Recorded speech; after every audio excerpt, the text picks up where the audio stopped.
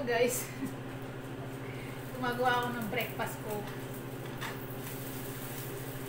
Ginagawa ko ay sweet bread. Wala na akong alam kung ano iluluto ko kapag ako kakain. Hindi pa kasi ako nakapunta ng grocery. Tinatamad pa akong gumala. Wala akong kaulam-ulam.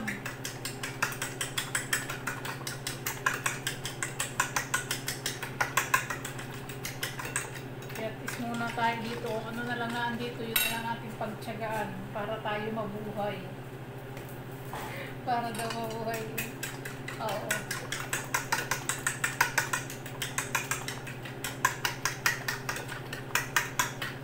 Magagawa ko dito mga 6 piraso na bread.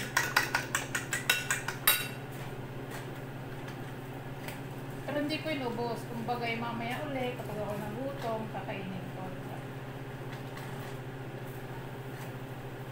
Kasi kailangan isang lutuan lang. Hindi naman pwede tayo magluto na magluto. Alam mo nyo naman, ang amo medyo mahigpit sa pagkain.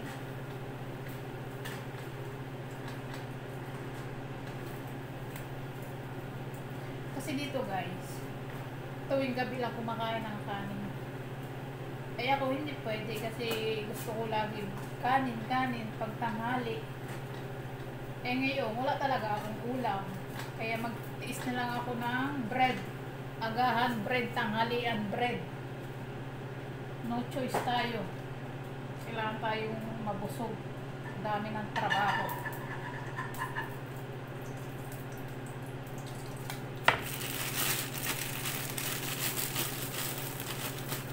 Hirap na ko ng tripod.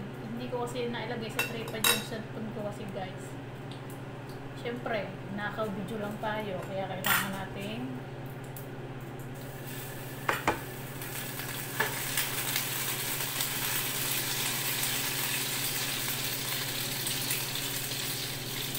alam nyo kung bakit ako nakapag-video.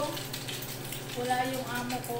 May ano sila, may uran sa labas. Yung amo ko guys, teacher siya ng Quran, kaya pag video ako, pwede naman ako mag-video dito kapag wala sila. Pero pag nandito na uli, wala na. Hindi tayo makakagawa ng content. Nakauna video lang tayo. Ngayon, wala siya, kaya yan. Pag video ako, kahit pa paano.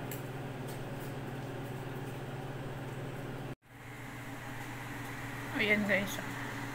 Ito itlog na may gatas, na may asukal. Tapos nilalagyan ko ng ghee. Yan.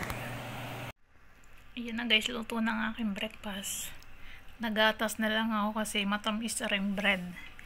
Kaya tama na tayo sa gatas muna. Yan lang guys. Thank you for watching.